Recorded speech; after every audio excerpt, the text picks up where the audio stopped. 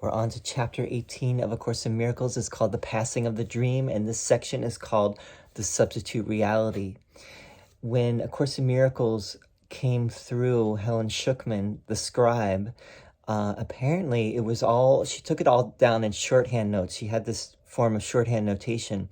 There was no punctuation, there was no capitalization, there were no chapter headings or section headings. There were no chapters. This all came later.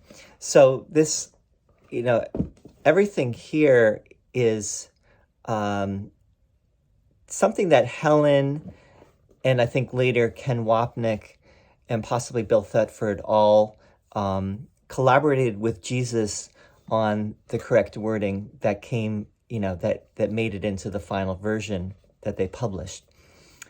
Anyway, this whole new section starts a whole new theme. So it's interesting how it all works. And this whole section is the passing of the dream. So it's going to be interesting. This section here is quite interesting. The first section will have a lot of things to say about it. So here we go. The substitute reality. To substitute is to accept instead. If you would but consider exactly what this entails, you would perceive at once how much at variance this is with the goal the Holy Spirit has given you and would accomplish for you. To substitute is to choose between renouncing one aspect of the sonship in favor of the other.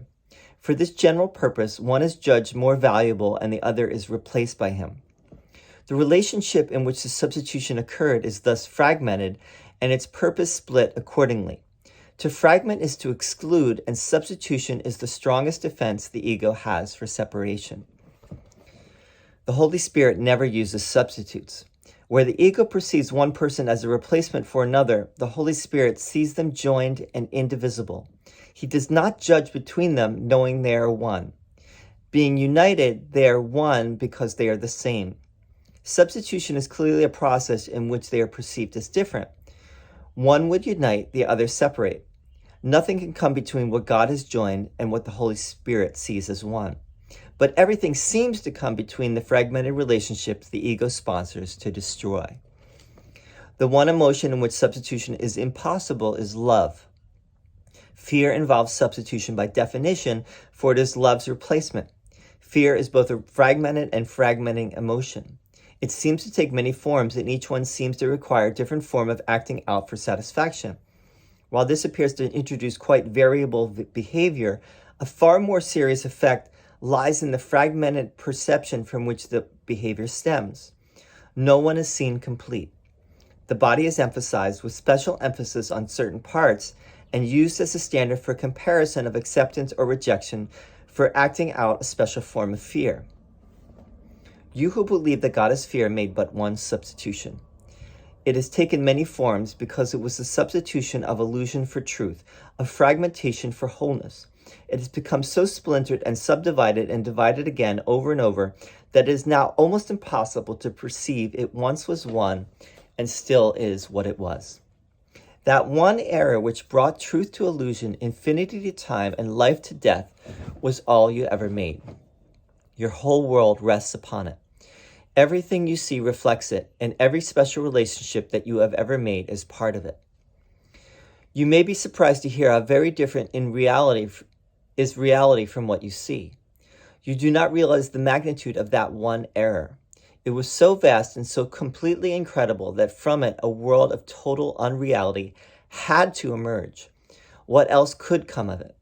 Its fragmented aspects are fearful enough as you begin to look at them, and nothing you have seen begins to show you the enormity of the original error, which seemed to cast you out of heaven, to shatter knowledge into meaningless bits of disunited perceptions, and to force you to make further substitutions.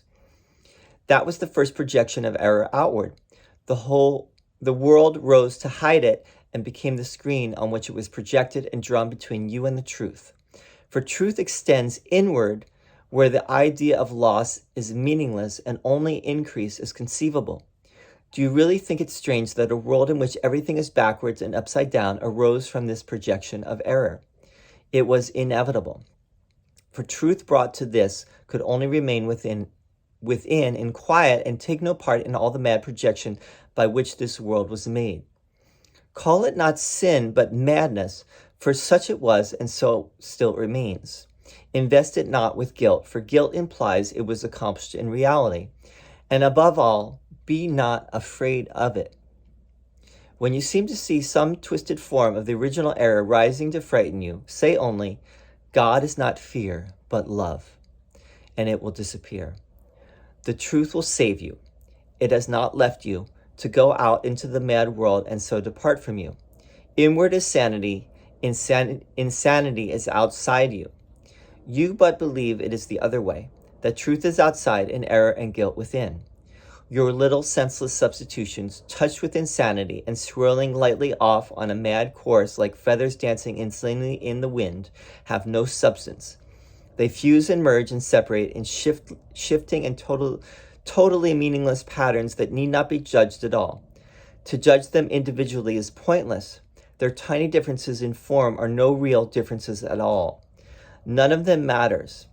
That they have in common and nothing else. Yet what else is necessary to make them all the same? Let them all go, dancing in the wind, dipping and turning till they disappear from sight, far, far outside of you. And turn you to the stately calm within, where in holy stillness dwells the living God you never left and who never left you. The Holy Spirit takes you gently by the hand and retraces with you your mad journey outside yourself, leading you gently back to the truth and safety within. He brings all your insane projections and the wild substitutions that you have placed outside you to the truth. Thus he reverses the course of insanity and restores you to reason. In your relationship with your brother, where he has taken charge of everything at your request, he has set the course inward to the truth you share. In the mad world outside you, nothing can be shared but only substituted, and sharing and substituting have nothing in common in reality. Within yourself, you love your brother with a perfect love. Here is holy ground in which no substitution can enter and where only the truth in your brother can abide. Here you are joined in God as much together as you are with him. The original error has not entered here, nor ever will. Here is the radiant truth to which the Holy Spirit has committed your relationship. Let him bring it here where you would have it be. Give him but a little faith in your brother to help him show you that no substitute you made for heaven can keep you from it. In you there is no separation, and no substitute can keep you from your brother. Your reality was God's creation and has no substitute. You are so firmly joined in truth that only God is there, and he would never accept something else instead of you. He loves you both equally and as one. And as he loves you, so you are. You are not joined together in illusions, but in the thought so holy and so perfect that illusions cannot remain to darken the holy place in which you stand together. God is with you, my brother. Let us join in him in peace and gratitude and accept his gift as our most holy and perfect reality, which we share in him. Heaven is restored to all the sonship through your relationship, for in it lies the sonship, whole and beautiful, safe in your love. Heaven has entered quietly, for all illusions have been gently brought unto the truth in you, and love has shined upon you, blessing your relationship with truth. God and his whole creation have entered it together. How lovely and how holy is your relationship with the truth shining upon it. Heaven beholds it and rejoices that you have let it come to you. And God himself is glad that your relationship is as it was created. The universe within you stands with you, together with your brother, and heaven looks with love on what is joined in it, along with its creator. Whom God has called should hear no substitutes. Their call is but an echo of the original error that shattered heaven. And what became of peace in those who heard? Return with me to heaven, walking together with your brother out of this world and through another, to the loveliness and joy the other holds within it. Would you still further weaken and break apart what is already broken and hopeless? Is it here that you would look for happiness? Or would you not prefer to heal what has been broken and join in making whole what has been ravaged by separation and disease? You have been called, together with your brother, to the most holy function this world contains. It is the only one that has no limits and reaches out to every broken fragment of the sonship with healing and uniting comfort. This is offered you in your holy relationship. Accept it here, and you will give as you have accepted. The peace of God is given you with the glowing purpose in which you join with your brother. The holy light that brought you and him together must extend as you accepted it. Okay. This chapter is called The Passing of the Dream. This section is called The Substitute Reality. Some of the important words that Jesus is using throughout the section are substitution. The word fragmentation was used a lot. Obviously, Jesus keeps talking about illusion and reality, fear and love. What is he saying here? Let's read some of the maybe the more memorable passages here, and we'll talk about them a little bit. You who believe that God is fear made but one substitution. It has taken many forms because it was the substitution of illusion for truth, of fragmentation for wholeness. It has become so splintered and subdivided and divided again over and over that it is now almost impossible to perceive it once was one and still is what it was. That one error which brought truth to illusion, infinity to time, and life to death was all you ever made. Your whole world rests upon it. Everything you see reflects it, and every special relationship that you have ever made is part of it. So what was that substitution? We made this one substitution. You who believe that God is fear. We still believe that God is fear. Even to this moment. Why? Because we still have fear. If we did not have any fear, we would not believe that for a moment. It would not even be a question. But because we have doubts and we have questions, and we don't fully trust, we don't fully have faith, we still believe in fear. And we still believe, ultimately, we believe that God is fear, not love. And Jesus says later, this is one of the most important things to keep in mind, not only for the course, learning the course, but just how to practice this course. Anything that begins to take away your peace of mind, anything where you start to get into your guilt, where you start to get into your unworthiness, into the fear, whatever fear the form takes, you say, God is not fear, but love. God is not fear, but love. God is only love. If God is only love, then and if I am one with God, which Jesus is saying that we are, it's hard to know that on our own because we have the fear. We need someone outside of our thought system to tell us this, and that's what Jesus is doing. He's saying God is only love. Only love is real. God is love, and only love is real. And because our reality has never changed. We are not separate from God.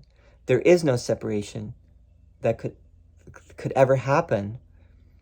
There is no fragmentation that could ever happen. We are still love. We are still in that love. If there is any fear, it is because we have accepted fear. It is because we have placed not only our belief there, but on some level, we want that. Why? Because of that original tiny mad idea, which is, what would it be like to be separate from God? What would it be like to be somehow to be an individual? a discrete entity separate from the whole. What would that look like? That's interesting that, we had this kind of this, you could say it was, now, this is all metaphor, because what was it really? It was nothing. We have to talk about it in dualistic terms. But in reality, what was it? We don't really know. But Jesus says it was a tiny mad idea, and tiny mad idea in the mind of God. Into eternity, where all is one, there crept a tiny mad idea at which the Son of God remembered not to laugh. That's the line that comes later. We'll talk about it when we get there. And Jesus says, we forgot to laugh. We forgot to laugh at the tiny mad idea. But it actually says we remembered not to laugh. We'll have to talk about it when we get there, because it does say we remembered not to laugh. So that's different than saying we forgot to laugh. We'll have to talk about that when the time comes. But that tiny mad idea, Jesus is saying here, is all that we ever made. He says, that one error which brought truth to illusion, infinity into time, and life to death, was all you ever made. Your whole world rests upon it. Everything you see reflects it, and every special relationship that you ever made is part of it. So there's only two things. Again, there's only two things. There is love, and there is fear. There is truth, and there is illusion. There's reality, which is truth, and there is illusion. And all fear, all fragmentation goes back to that one illusion, that one untrue idea, or impossible, incredible idea, which was, is it possible to be separate from God? Or what would that look like to be separate from God? It's in some way it happened, but it didn't really happen. That's the paradox of all this. And that's why a lot of people, they have a problem with the Course, because ultimately the Course rests on that paradox, which is a paradox by definition is para, beyond, dox, belief. It's beyond belief. It's not something you can understand or anyone can really fathom or comprehend. So you have to take it on faith or on trust, what Jesus is saying, and you either do or you don't. So everything goes back to that one error. Now we make it, in our minds, the error takes many forms. And we don't see it as one. We see many problems. We see many things that are the cause of suffering. And Jesus is saying, no, it really is only one thing. It all goes back to that first premise, which was untrue.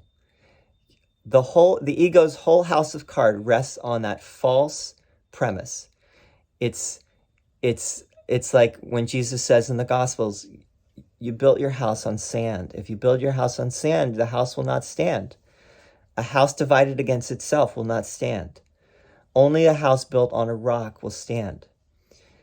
And that's why the Holy Spirit's foundation is firm and the ego's foundation is very weak, if you really look at it.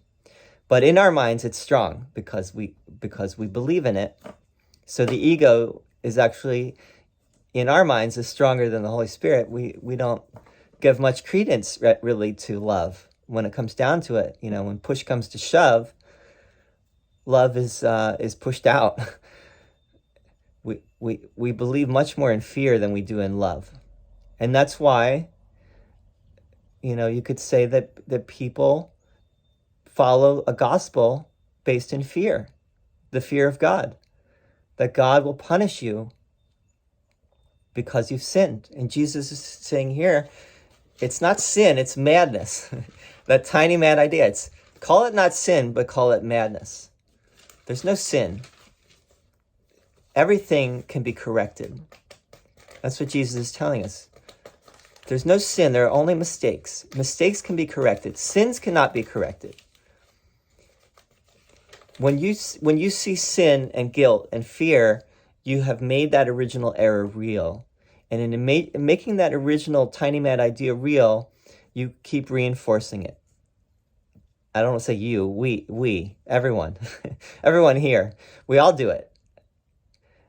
I'm a student of the course, and I'm a serious student, but I do it too. We all do it. As soon as we get into fear, we do it. That's why this is so challenging. Whenever we even have a moment of where we buy into the fear and we buy into the illusion, we have once again thrown truth away. We've thrown love away. But it's understandable, because this is hard to accept, and it's hard to believe that this is even true. Even though, and how do we know that Jesus is really saying this? So there's a lot of big ifs here for us. And I think ultimately it comes down to that holy instant and having the experience of the holy instant. And then you realize, yes, the ego is nothing. Only love is real. All of us know that. We all know that. But the question is, do we really want that beyond, anything else? That's the question. All right. Thanks for listening. We're going to continue. Next section this is going to be an interesting chapter. This is already, Jesus is starting to he's on a roll now. The basis of the dream. He's been on a roll, but basis of the dream. See you soon. Thank you for listening.